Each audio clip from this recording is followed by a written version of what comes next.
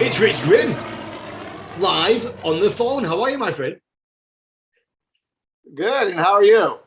I'm actually in shock seeing you with all this hair. Yeah, I, I have not had a haircut since the week before the Maldives boogie, which would have been January 24th, 2020. Me too. I've not had a haircut since. Well, I'm saving some for you, so when I do get it cut, I'll send you some. Oh, Rich, it's good to see you, pal. You're in Costa Rica. Where are you? Are you down at a cafe or a restaurant or home? Where are you?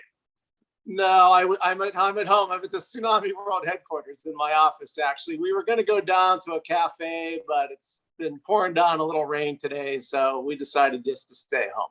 All right. Okay. Well, Rich, we've got a lot to talk about, a lot to cover. You've been organizing skydiving events now for quite some time, and there's many groups organize different events all around the world, but yours do tend to be quite special. Tell me how it all began, the organizing events. You've been jumping for quite a while anyway. How did you get yourself mixed up in all this? Well, it's kind of funny. As all things, it happened sort of by happenstance. Really, I went to a boogie in Mexico, had a fabulous time. And I always thought exotic boogies were for people with thousands and thousands of jumps. So finally, I had around 2,000 jumps. I went to this boogie, had a great time, and I thought, man, that was fun. And I said, I think I could host one of those. So I was in Belize, one of my first big dates with my wife when we were still dating. So I'm going to impress her, and we go to Belize, and we got to San Pedro on the island of Ambergris Caye, and we look around, and it's like, wow, what a place for a boogie. So this was in 2002. Yeah. And the island was not as built up with condos and homes like it is now. And there was a huge grass landing area. And I just looked at it. I was like, wow, what a place to skydive. I want to try this and see if I can do it. So it took 2 years and 8 trips. Wow. To Belize, and a regime change of the government for them to finally say, okay, you can skydive in Belize. We want you to come. It's going to be great. So the very first boogie was February of 2005. There was 99 people, nice group. We used the Sunbreeze Hotel on the island, and it was amazing. And so people said, look, you have to do this next year. And I'm like, that was a lot of work, but okay. So I did another one, and then I said, no, that's it, no more. And then we did another one and another one. And then you came to the boogie when we did the Skyfire Belize. I think Bruno drug you along, and we did 2 events in 1 year. We did the regular Tsunami boogie in Belize, and then we did the Skyfire Belize, which was a wild success. Yeah. And from there, it's just sort of grown into this thing where people don't know what to do with themselves in February if I don't organize somewhere fun to go skydiving. Yeah, exactly. Yeah. For the first time last year in 10 years, this year, I had to plan my own birthday party. I didn't. No, I can't believe it. I missed your birthday. We didn't jump onto some exotic beach somewhere. Like, wow, we got to get this COVID stuff over with so we can all be together for your birthday. Well, everybody thinks it's like running a bar. Everybody goes in a bar, gets a drink, and thinks, I want to run a bar. I could do this. It's no problem. Many people have looked at boogies and thought, I can run a boogie. I can do that. And some people have run some very successful boogies over the years. But I know you're not going to give away all your secrets, but there must be a lot to it that you don't even start to realize until you start to move forward. That first one, it took you 8 trips in 2 years. Did you ever think, right, were you ever going to give up, or? No, that's why I probably need my head exam. And I should have just after the second or third time said, that's it. But, who doesn't like going to Belize, on vacation? So, yeah. And I knew we could do it, and we had help. So I knew with it that eventually we would get there. And you've known me a long time. I'm not someone that takes no very well for an answer. Yeah. Yeah. So back to organizing boogies. If people knew the amount of time, the incredible amount of work that it takes. And everyone, you know, when people showed up in the Maldives, they're like, oh, this is great. We've got this 74-room hotel and we're all here having fun. And there's a skydiving airplane that's beautiful, came all the way from Germany. Well, you just don't click your fingers and all of that stuff happens. And it's, you know, and look, and that's why, you know, people pay me to come to the boogies. I take all the stress, I do all the work. But for me, it's not just me. First of all, you know, my wife is great. She supports me, the family, because, you know, it's a lot of time. The phone interrupts a lot, you know, a lot of text messages. And with the Maldives, with the time difference from Costa Rica to the Maldives, you know, phone was ringing 10, 11, 12 o'clock at night. You know, so finally I had to put my phone on sleep and to get stuff done. So I would get up really early in the morning to make phone calls, or I would stay up late to talk to people there. Yeah. But the other thing, besides having the support, you know, from my family, is I have people like you and Kate and Bruno and you know, all these people who come to my boogies as staff over the years, you know, the packers and riggers and the pilots, and everyone does a phenomenal job because I pick the best people in the business. And that makes my job, once the boogie starts, yeah. All the pieces are in place and I don't have to worry about, are people having fun on Regan's jumps? Because I know they're having fun, right? Yeah. So, yeah. And the other thing is, every country that I've ever been in, there's always people behind the scenes that help. And whether it's the hotel management or someone locally to help with civil aviation. When we have this big upcoming boogie in Costa Rica, we'll probably talk about it a little bit, but I have David Clark. He has a little drop zone operation here. He helps me with civil aviation and the local permits, because, you know, skydivers think we just show up with an airplane and we can jump onto the beach. That is so far from how it actually all works. Yeah. So to have people on the ground to do those things, to work with, to be a co-host of the boogie. You know, there was a picture on the cover of Parachutists. It was awesome. It was a group leaving over the Maldives, and Bruno had his, you know, camera wings extended, and you know, Tom Sanders came and had put his fancy cameras on the wing, and the pilots are taking the picture. And so a normal skydiver that gets that says, wow, what a great picture. I wish I would have been there. And when I got my copy, I looked at that picture and I thought, it took about 100 people to make this picture happen. Yeah. And I don't mean the participants to come to the boogie. I mean, behind the scenes, it took a year, over a year. It was basically a 14-month endeavor to do the Maldives. And it took so many people behind the scenes. And that's what is... and I think for people to come to my boogies, they know the work and the love and the effort that goes into these things. And I think the Tsunami Skydivers brand is, if you go there, it's going to be the best. You're going to be taken care of, yeah. and you're going to have an amazing time. So, I mean, some of the places as well that you've opened up and jumped for the first time, like we went to Nicaragua. All yeah. These things. How do you tell an official what you want to do? Because if you say we want to, hi, I'm going to bring some skydivers, their first question is, what's a skydiver? What are you talking about? How do you explain to them what it is you're trying to do? Two really funny stories, because people are like, how do you pull this off? So when we went to Nicaragua, they had actually contacted me. They had been watching what had gone on in Belize, and we had kind of lost the landing area in Belize. And so there's a lady I worked with in Los Angeles who did a lot of the advertising for Nicaragua for their tourism board, and it's called Intour. Yeah. So Intour basically was excited. They flew Christine and I down. We spent a weekend. We went out to look at the Barcelona resort. We talked to the people. They're like, wow, this is awesome. We want you to have the boogie. So they gave me the okay. I said, this is what we need. So then I went down again. They wanted us to do a demo for the first time skydivers were allowed to legally jump in Nicaragua. They wanted 2 of us to jump out of a helicopter in San Carlos, Nicaragua, at this huge river festival. So I called my longtime dear friend, Lyle Waddell, and I said, Lyle, do you want to come to Nicaragua with me? We have this demo.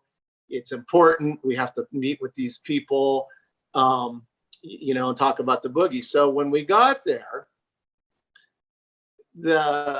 we met with this Lieutenant Colonel Aguirre, great guy, and he wanted to know about our qualifications. He runs the skydiving for the Nicaragua military. Right. He had to give his okay for us to bring civilian skydivers.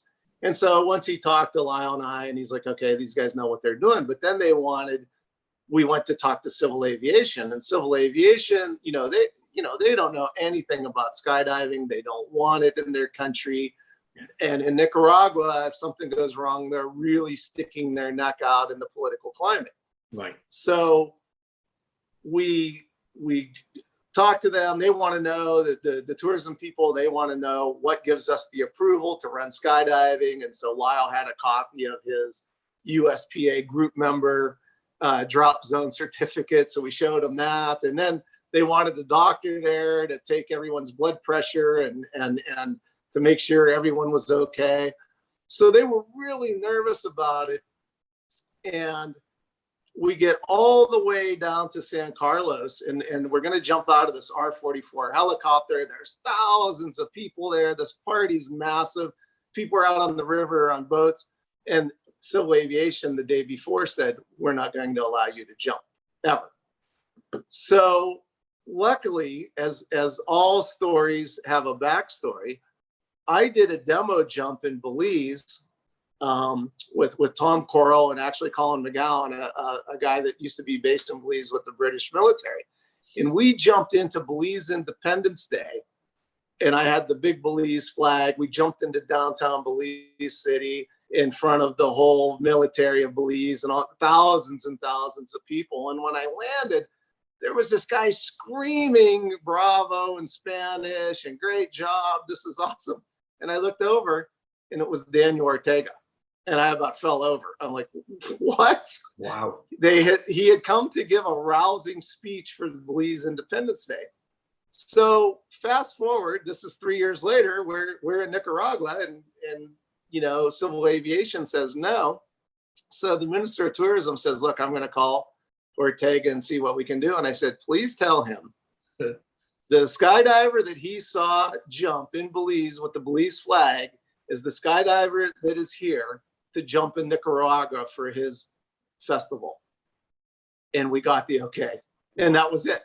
We jumped, Lyle and I, we jumped. It was incredible. And we got that was the approval for the boogie. We got the approval for the boogie. And then it was fabulous. It was great. It was really spectacular.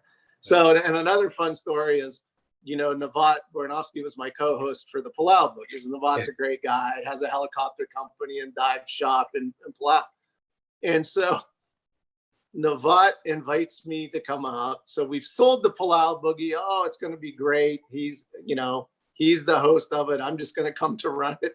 And I keep saying, where's the landing area? He goes, oh, I found a great landing area right by, the runway, the international airport. So we go there and we look at this landing area, and it's about maybe the size of a soccer field, power lines on the road on one end, about 30 feet high, a big hill on the other side of it, along it, and then a drop off at the other two ends. And we go, and I walk and I look, and I'm trying to figure out which way the prevailing wind would come. And I look over the embankment, and this thing moves about 100 feet down the hill. I said, Navat, is that a crocodile? He goes, yeah, that's a crocodile. I said, Navat, we can't skydive here. If someone overshoots it, they're going to get eaten. If they survive the fall down through the jungle, they're going to get eaten. So you miss the power lines, get past the mountain, land underneath the thing, miss the aircraft, then fall off the edge and get the crocodile. Yeah, exactly. So no, use my stress level because we've got, I think, 92 paid people coming to a boogie. This is in December and they're coming in April. And I'm like, oh my God. So he said, well, we're going to have to ask to use the international airport because in Palau, in the Rock Islands, there's no real beaches. It's all these limestone islands. You know, you were, that's beautiful, but there's no beaches to land on. So we look all around, there's nothing. So Navat says, we're going to go have to see the director of the airport of civil aviation and get him to okay us to skydive at the international airport. And, you know, inside I'm having turmoil, like, oh man, I got all these people, the Tsunami skydiver brand is on the line. I don't want to tell people, look, the boogie's off. So we go to the office and here's this guy, super nice guy, big Islander guy, and he's got the cup and he's spitting the betel nut, you know, that they chew in the islands. And so he's spitting it and he's talking to us, and I'm very official, you know. I think his name was Mr. Obuchang. Mr. Obuchang, I'm Rich Grimm. I have a drop zone in California. I do these events. And he listens and he's spitting in the betel cup and he says, well, Navat, he says, the important thing is if someone hits the runway lights, we have no one in Palau to fix the runway lights. And I'm thinking, okay, no, like there's no electricians, but he's like, and the big boxes, and you know, on runways, they all have the big lit up boxes for, you know, how many feet are left of the runway and which runway to go to and which taxi. Yeah. So his whole concern was not if a skydiver hits one of the boxes with the lights, they'll have to close the international runway and we'll all be in big trouble. Yeah. So Navat and I, we guarantee him, Mr. Obuchang, no one's going to hit the boxes. It's okay. And he says, well, Navat, I want you to show me. Tomorrow at 3 p.m, I want you to jump and show me you can't hit the boxes. So we're like, okay. So the next afternoon, and I'm in knots that night, you know, my stomach, and I'm worried about it. So the next day, we get in Navat's R-66 helicopter, and the two of us go up to 6,000 or 7,000 feet. We jump out. We open up at like $4,000. We fly around, swoop in front of the grass in front of the airport fire station and land. Navat lands. We look way across the runway over at his office where his balcony is at the airport terminal. Yeah. And he stands there and he goes, and it turns in the office. That was it. We had permission to jump at the international airport. And I'm like, Navat's like, okay, we have a boogie. Oh my God, thank goodness. So those are the things that the backstories. I mean, I could probably write a whole another book on just boogies, what it takes to get boogies and yeah. what's happened and the behind the stories. And you know, you and I have been roommates at the boogies and you help keep me sane and you see all of the things that go on behind the scenes. And that's my job. And my job is to take all of that stress and show up and hello everyone, how's your jumps, you know, but behind the scenes, some of the boogies are incredibly stressful. And you know, my thing is, you know, I spent 33 years in the fire service. My thing is I don't want anyone to get hurt, but we have a whole system in place, every boogie, you know, to transport someone to help. Yeah. But that always worries me, you know, and that's my thing is, you know, come to the boogie, have a great time, but be safe and go home, you know, go home in your first class, you know, airliner seat, you know, don't go home in an air ambulance or something. So that's, you know, there's a lot of stress, but I love it, you know, because we're creating the things that we've created. You and I, the first two people, I think you landed first. Totally did. You might have to Key Cocker. Key Cocker. The best day ever in skydiving. The best day ever in skydiving. Yeah. So the things that we've been fortunate to do, I mean, my goodness, we've jumped on Palau Island at the runway in Palau. That is a sacred World War II battleground. We landed there and then went around and got the tour from Des and his company from the in Palau there in Palau to see these World War II sites and get the history of the battle. And I mean, the things to skydive into the Blue Hole, you know, a UNESCO World Heritage Site to get that permission and you know, as you know, if someone lands on the coral, they can fine me $25,000. And so there's always that worry. And plus, you know, we're flying 50 miles out to sea. Most everyone's wearing gutter gear for the water jump. Yeah. You know, we're landing in a 450-foot shark infested, you know, waters surrounded by razor sharp coral. What could possibly go wrong? So, you know, that's we've got no shoes on. We've got no shoes on. We've got no shoes. Yeah. So those things, you know, those things are always, you know, that's always a concern. And when we dispatch people and so there's really a lot of, you know, when you organize a boogie, you really put your neck out on the chopping block with the country that we're in, you know, and when we were in the Maldives, I was concerned, and we actually met with the lady. She's a wonderful, wonderful person. And I can't remember her name, but she's the Minister of Defense for the Maldives. So we met with her in her office, in this armed fortress office in Male, and we met with her and the admiral of the Maldivian Navy or Coast Guard and one of the generals of their army. And we met with them, and I actually, at the end of the meeting, the question I looked her in the eyes and said, if someone gets injured or dies at this event, what happens to me as the organizer? You know, that's a concern. Yeah. And she said, look, that's no different than people coming to scuba dive or, you know, anything like that. And I was relieved to hear that. But, you know, and you know, so it's a lot of work. And the other side of this is, you know, I get young skydivers all the time. They call me up, or hey, my friend said you're the guy to talk to. I want to run a boogie. And after 10 minutes on the phone, they're like, oh my God, this seems just like a lot of work, you know, because it's, to do it right, it takes the attention to detail. It takes a phenomenal amount of work. Yeah. And it's not just that work for a year or 2 years in advance of making it happen.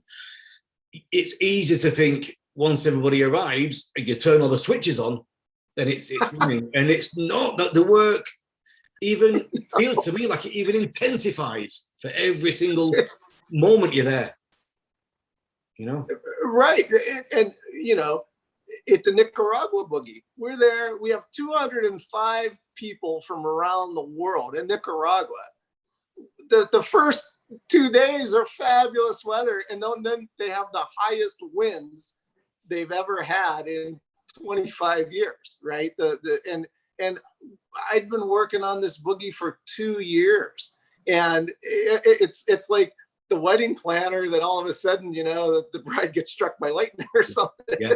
Yeah. You know, so we didn't get many jumps in, and luckily, you know, I had a drop zone, so in Oceanside in California, so we honored the jump tickets, and Lyle Waddell honored the jump tickets up at his drop zone at Eden North, which was amazing. And Ray Farrell, who I use his aircraft all the time, you know, he honored the jump tickets. So yeah, no, there's and you know, kind of what's funny, before the Maldives boogie, I sent the hotel. So the Maldives boogie was about, just for the hotel and everything, was almost $1.2 million to rent the resort for 24 nights. You know, we brought in that sailboat for our staff on week 2, so we could fit more people in. So everything was about 1.2 million. And that was including, no, that wasn't even including the fuel. Anyway, so I send $100,000 first to the hotel. Then I send some more money. So the balance is $865,000. So we wire the money. The money's lost for a week in the banking system. I was ready to have a nervous breakdown. I mean, how the hell do you lose $865,000? It was a mix up internally in my bank. You know, they got things, you know, go on, and they found it. It finally appeared, you know, 2 weeks later, it finally appeared in the bank in Singapore where the hotel does all their banking. So those kind of things are just, you know, they're unbelievable. And then, you know, we used Marcus, which is a great story. When I wanted to do the boogie in the Maldives, I asked Ray Farrell, I said, Ray, can we disassemble one of your Cessna Caravans and ship it on a cargo boat to the Maldives? Because, you know, there's no jump planes in India or, you know, Sri Lanka or the Maldives. There's no airplanes to jump out of. Yeah. And so Ray said, no, but, you know, call Marcus Vashtek in Germany. He's a great guy. Do you know him? I know, I don't know him. Oh, he has a great drop zone in Germany. He's got great airplanes. You know, you should give him a call. So I emailed Marcus, hey, this is what I do, you know, and Marcus very politely said, you know, because I asked him, would you be interested in sparing an airplane from Germany? He sent me an email back and he almost didn't reply to me. And then he said, yeah, that sounds kind of neat. And so we met, never had met each other. Marcus comes to the Maldives and we meet and we became instant wonderful friends because we think the same in the skydiving business. Yeah. But without his, you know, work, so we needed a ferry tank for the airplane. When he agreed to bring his gorgeous Cessna Caravan all the way to the Maldives, we needed a ferry tank. The ferry tank needed the STC, it needed all these parts. So the company, we didn't have a ferry tank, an operating ferry tank until about 2 weeks before the boogie. You don't think our stress level was, Yeah. you know, like, Yeah. I'm thinking, you know, we're going to be doing, you know, we're going to, you know, rent a Cessna Seneca from the flight school and we're going to be doing jumps from, you know, $4,000. So those are the things like, you know, the behind the scenes things are just, but they're so agonizing sometimes, but we've always managed to overcome them. Yeah. Yeah. And the sense of accomplishment is like, wow, whoa, yeah, we did it, you know, and so it's really fun. For me, it's a lot of work, but it's a challenge. And I have this unique skill set, I think, to do these things. And when we pull it off, for me, when we're at the boogie, and you know this, we've discussed this before, you're at the boogie and you're having a cup of coffee in the morning and everyone's getting up at the hotel and everyone's excited and they're going to get their gear and they're going, who are we going to jump with today? Oh, the weather's great. And then people are having so much fun and people are meeting new friends and everyone's doing great jumps. And so for me, it's like, yeah. And you forget about all the stress and all the, you know, you forget about the lost $865,000. Yeah. So with Costa Rica, how many times have we boogied there? Is it 4 or 5 already? How many have we done? So this will be, boy, you know, I should have written some notes. I should know this. I think it's either 4 or 5 times we've been there. This will be number 5. So we did 4 Costa Rica Tsunami boogies. And the last one we did the Invitation to Paradise. Amy Shamlecki and Sarah Curtis brought a group of like 50 free flyers. So we did a little group before, and then we did the big boogie.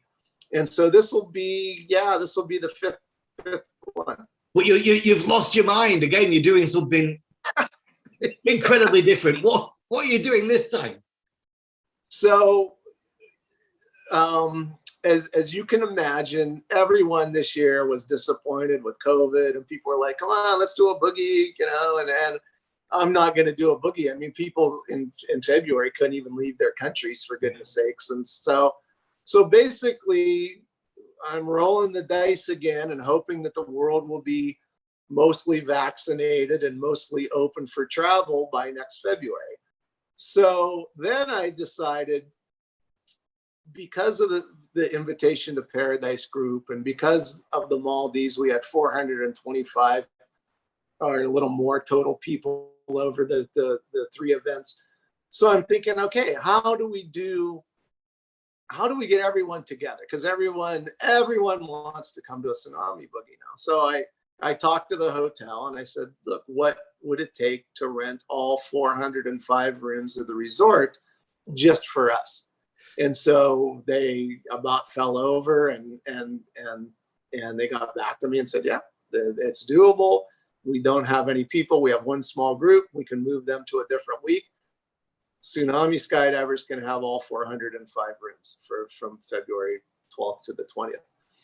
So basically, what we're going to do is we're going to have a Twin Otter from Skydive Chicago, and this works out great.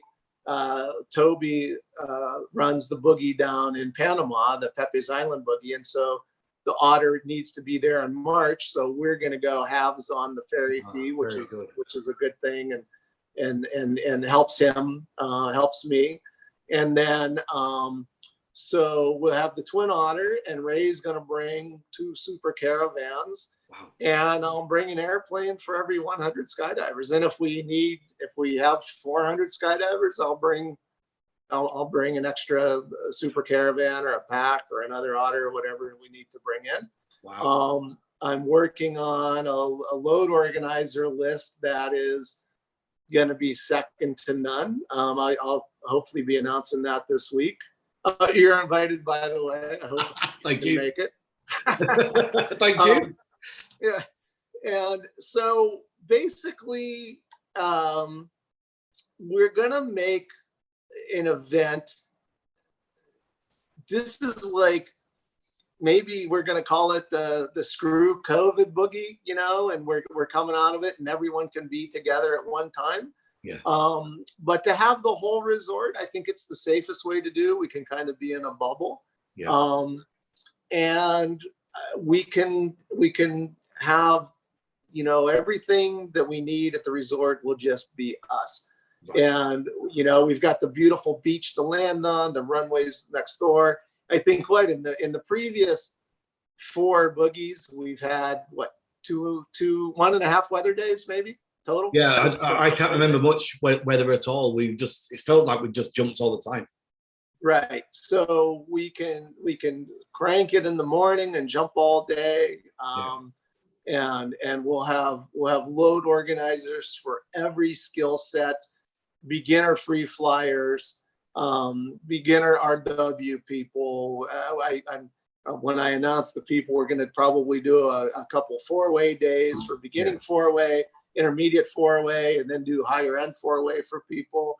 We're going to do, I'm sure you and Kate will be doing some great 20 ways out of the Otter, 21 ways.